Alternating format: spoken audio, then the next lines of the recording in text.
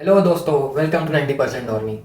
तो आज हम फंडामेंटल एनालिसिस करने वाले हैं Shri Ram transport finance company limited का।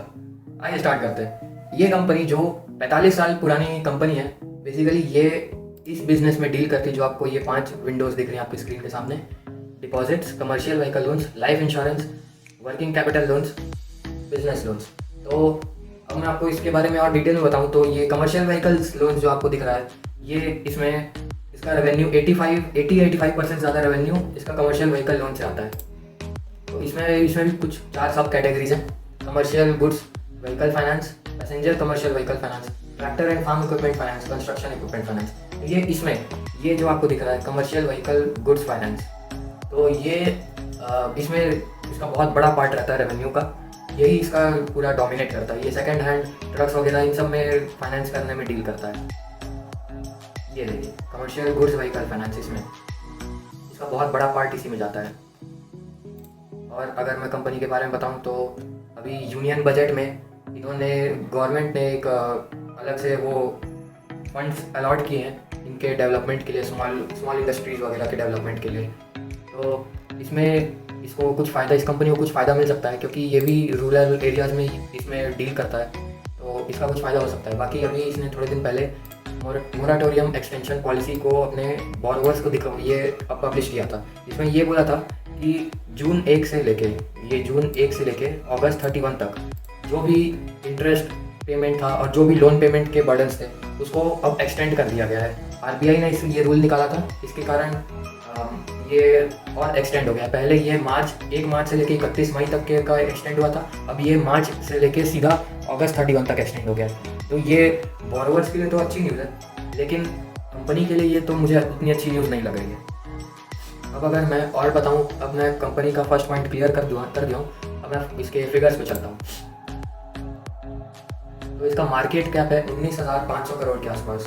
एज ऑन 29 अगस्त 2020 ये स्टॉक मिल रहा है आपको 772 रुपीज़ 75 पैसे में। इसका 52 वीक हाई 1331 रुपीज़ है और 52 वीक लो 428 रुपीज़ है। बुक वैल्यू इस शेयर का 642 रुपीज़ है। मतलब ये स्टॉक आपको लगभग 1.15 से 1.2 के बीच के बुक वैल्यू में, price to book value ratio में मिल रहा है। स्टॉक पी है 8.92। ये आपको थोड़ा सा ज़्यादा देखने को लग सकता है, लेकिन ये उतना ज़्यादा नहीं है। मैं आपको बताऊँगा कैसे। डिविडेंड यील्ड कंपनी का 0.65% है, उतना कुछ खास नहीं है। Return on capital employed 10.84, return on equity 14.73 और पिछले 3 साल की सेल्स 14.97%। ये तीनों फिगर्स बहुत अच्छे लगे देखने में। और अगर मैं दिखाऊं तो कंपनी का डेप्ट है 94,735 करोड़ का, थोड़ा ज़्यादा है और इसका बढ़ते जा रहा है। हम बैलेंस शीट देखेंगे तो हमें अच्छे से समझ आएगा। पैग रेशियो कंपनी का 0.46 है, करेंट रेशियो 6.16। अच्छे फिगर्स हैं यहाँ पे। प्रमोटर्स का कोई भी शेयर प्लेस नहीं है। अब आप ये प्राइस चार्ट देखिए कितना अच्छा, मतलब ग्रोइंग स्टॉक है, ये ग्रो होता है। अब अगर मैं पीयर कंपैरिजन करूं तो ये देखिए, ये बाकी सबसे थोड़ा अंडर वैल्यूड में मिल रहा है। इसका मार्केट कैप भले सबसे कम है, लेकिन वैल्यूएशन सबसे कम है इसकी। क्वार्टरली रिजल्ट्स में इस साल कुछ बहुत ज़्यादा बड़े चेंजेस देखने को नहीं मिले। हर साल पिछले साल से 2.95% बढ़ा है और बाकी सब कुछ लगभग से है। तो मैं प्रॉफिट एंड लॉस अगर कंपनी का दिखाऊं तो सेल्स ग्रोथ अब ये कितना बढ़िया तरीके से बढ़ाया है कंपनी ने, बहुत अच्छे तरीके से बढ़ाया है। कंपनी के ज़्यादा एक्सपेंसेस नहीं होते हैं। मटीरियल कॉस्ट तो कुछ जीरो रहता है। मटीरियल कॉस्ट, मैन्युफैक्चरिंग कॉस्ट भी कुछ भी नहीं रहता है। एम्प्लॉय कॉस्ट थोड़ा बहुत रहता है क्योंकि कंपनी को अपने एम्प्लॉयज़ में थोड़ा खर्च करना पड़ेगा, बिना पैसे के तो काम नहीं करेगी एम्प्लॉयज़। अदर कॉस्ट में निकल जाता है कंपनी का। इसके कारण ऑपरेटिंग प्रॉफिट मार्जिन बहुत ज़्यादा बड़ा ऑपरेटिंग प्रॉफिट मार्जिन देखने को मिल रहा है आपको। देखिए 70-80 के आसपास ऑपरेटिंग प्रॉफिट मार्जिन है। अदर इनकम कंपनी का ज़्यादा नहीं है। इंटरेस्ट आपको बहुत ज़्यादा देखने को मिलेगा क्योंकि ये उसी में डील करता ही है। प्रॉफिट बिफोर टैक्स निकल जाता है, टैक्स भी देना पड़ता है। फिर नेट प्रॉफिट जो निकलता है वो थोड़ा सा कम रहता है क्योंकि कंपनी ने बहुत बड़े डिबेंचर्स लेके रखे हैं, तो उसके लिए इसको रिजर्व्स बनाने पड़ते हैं। तो वो प्रॉफिट का एक बड़ा पार्ट डिवेंचर्स का रिजर्व बनाने में निकल जाता है, इसलिए आपको अर्निंग पर शेयर भी थोड़ा सा कम दिखेगा, थोड़ा सा कम निकलता है कंपनी का अर्निंग्स पर शेयर। बाकी कोई प्रॉब्लम तो नहीं है। कंपनी ने शेयर कैपिटल कंसिस्टेंट रखा है, डाइल्यूट नहीं किया है। रिजर्व्स कंपनी ने लगातार बढ़ाए हैं। बोरोइंग्स कंपनी की लगातार बढ़ी है। ये थोड़ा सा नेगेटिव न्यूज़ लगा मुझे।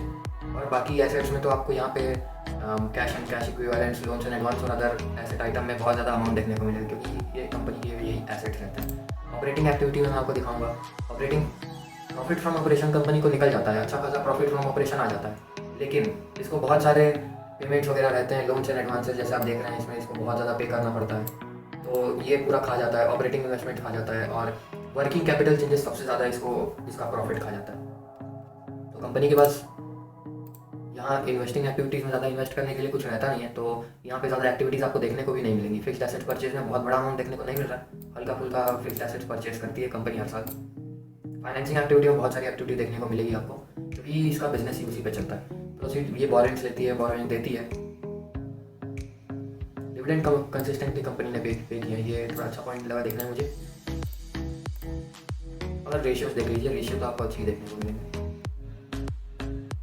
अब मैं अपने तीसरे पॉइंट पे चलूँगा, मैनेजमेंट एनालिसिस पे। मैनेजमेंट एनालिसिस में मैं देखूँ प्रमोटर शेयर होल्डिंग कंसिस्टेंट रहा है, कुछ बहुत बड़े चेंजेस देखने को नहीं मिले, थोड़ा सा बढ़े ही हैं, तो इसमें कुछ भी एनालिसिस करने को नहीं है। और फॉरेन इंस्टीट्यूशनल इन्वेस्टर्स ये कंपनी का बहुत बड़ा पार्ट रखते हैं, बहुत बड़ा पार्ट, मतलब इसमें बहुत बड़ी शेयर होल्डिंग करते हैं फॉरेन इंस्टीट्यूशनल इन्वेस्टर्स। और फॉरेन की म्यूचुअल फंड्स इस कंपनी में बहुत ज़्यादा इंटरेस्टेड है। ये एक काफ़ी ज़्यादा बड़ी पॉजिटिव न्यूज़ है, क्योंकि फॉरेन इंस्टीट्यूशनल इन्वेस्टर्स को, जो फॉरेन के म्यूचुअल फंड्स और इंडिया के म्यूचुअल फंड्स, इनको सबसे बड़ा प्लेयर माना जाता है हमारे स्टॉक मार्केट का। तो जब ये इतना ज़्यादा इंटरेस्टेड है स्टॉक में, तो कुछ खास तो बात है स्टॉक में। और अगर मैं अब DIIs, डोमेस्टिक इंस्टीट्यूशनल इन्वेस्टर्स, यानी अपने इंडिया के म्यूचुअल फंड्स के बारे में बात करूँ, तो इन्होंने स्टेक कम किया है। हाँ, तो ये थोड़ी सी खतरे की घंटी है, क्योंकि डोमेस्टिक म्यूचुअल फंड्स ने अपना स्टेक कंसिस्टेंटली कम किया है पिछले 3-4 क्वार्टर्स में, और पब्लिक शेयर होल्डिंग तो कम हुई है। तो इसमें एक पॉजिटिव न्यूज़ भी देखने को मिला था, फॉरेन के म्यूचुअल फंड्स इसमें इंटरेस्टेड है और डोमेस्टिक म्यूचुअल फंड्स इसमें अपना स्टेक कम कर रहे हैं, तो दोनों साइड से एक पॉजिटिव एक नेगेटिव न्यूज़ देखने को मिला, तो मैं इसमें न्यूट्रल रहूँगा। अब अगर मैं इसके पीयर्स और इंडस्ट्री एनालिसिस करूँ, तो इसका मैं आपको पीयर्स दिखाऊंगा। आप देख लीजिए, यहाँ पे आपको सारे स्टॉक्स जो देखने को मिल रहे हैं, इसमें से सारे स्टॉक्स बहुत ज़्यादा हाई वैल्यूएशन पे चलते हैं, बहुत हाई वैल्यूएशन पे रहते हैं, बहुत ज़्यादा रिटर्न्स कमा के नहीं देते अपने शेयर होल्डर्स को। लेकिन ये एक ऐसा स्टॉक है जो अपना पी रेशियो सिंगल डिजिट में रखा है, और बाकी आप मार्केट कैप देखेंगे तो उसी के आसपास ही रहता है इसका मार्केट कैप। और बाकी स्टॉक्स को देख लीजिए, किसी का भी 40, 50, 60 है। अपने सेक्टर में ये अच्छा स्टॉक है, क्योंकि अभी तक इसने वो new and used commercial vehicle finance में अपना पकड़ जमाया है। अभी अगर ये डाइवर्सिफाई करने पे आएगा तो और बहुत ज़्यादा अच्छा कर सकता है, इसका बिजनेस एक्सपेंडेड है। ये पीयर एनालिसिस था, पीयर्स में ये थोड़ा सा अच्छा दिख रहा है। अब अगर मैं इसका इंडस्ट्री एनालिसिस करूँगा, तो थोड़ा क्या बहुत ज़्यादा नेगेटिव न्यूज़ सामने को मिले हैं। आप RBI की रिपोर्ट पढ़ लीजिए, या फिर आप बड़े बड़े business papers, newspapers, media houses की न्यूज़ पढ़ लीजिए, आपको हर तरफ से नेगेटिव न्यूज़ सुनने को मिलेगा इस फाइनेंस सेक्टर के बारे में, हर तरफ से नेगेटिव न्यूज़ सुनने को मिलेगा। RBI ने प्रेडिक्ट किया है कि नॉन परफॉर्मिंग एसेट्स कंपनी में रहेंगे तो कंपनी कभी भी ग्रो नहीं कर सकती है। यही एक रीज़न है कि HDFC आज इतना बड़ा बैंक है, क्योंकि उसके नॉन परफॉर्मिंग एसेट्स 5% से भी कम है, और बाकी बैंक्स के अगर हम देखेंगे तो वो कभी कभी 10-15 के आसपास भी चले जाते हैं।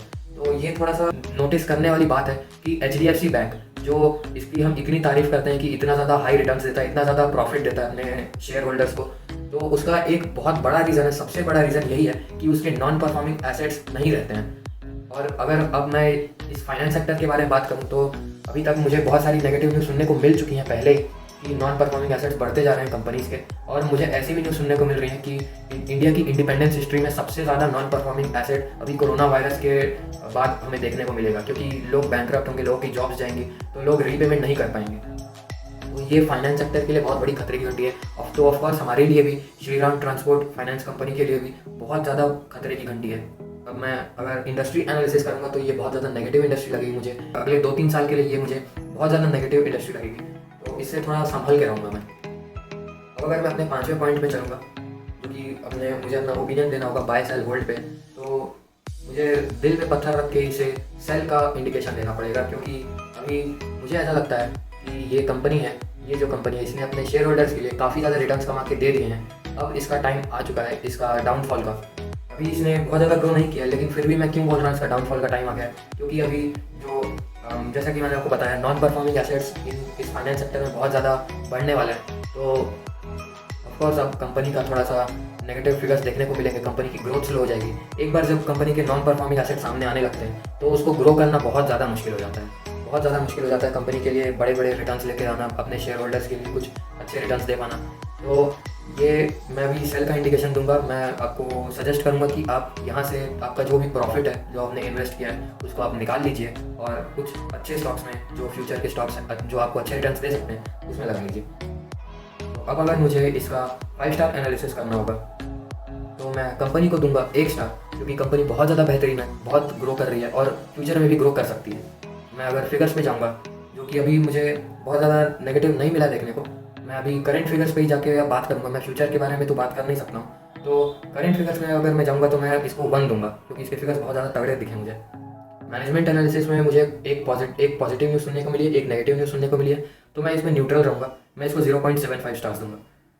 मैं अगर इंडस्ट्री एंड पीयर्स एनालिसिस में करूँ तो बहुत ज़्यादा नेगेटिव था, इसलिए मैं इसको 0.5 स्टार दूंगा। और अगर मैं अपना ओपिनियन बताऊंगा तो मैं इसको सेल का इंडिकेशन दूँ तो और इसका भी 0.5 स्टार निकल रहा है। तो ओवरऑल हमारा 3.75 स्टार्स निकल के आ रहा है आउट ऑफ 5 स्टार्स। तो वीडियो को एंड तक देखने के लिए बहुत बहुत शुक्रिया। वीडियो अगर पसंद आई तो लाइक और शेयर कर दीजिए, इससे मुझे और वीडियोस बनाने का मोटिवेशन मिलता है। मैं ऐसी फंडामेंटल एनालिसिस वीडियोस लाता रहूँगा आपके लिए, तो चैनल को सब्सक्राइब करके बेल आइकॉन जरूर दबा दीजिए। तो मिलते हैं अगली वीडियो में, तब तक के लिए happy investing and take care.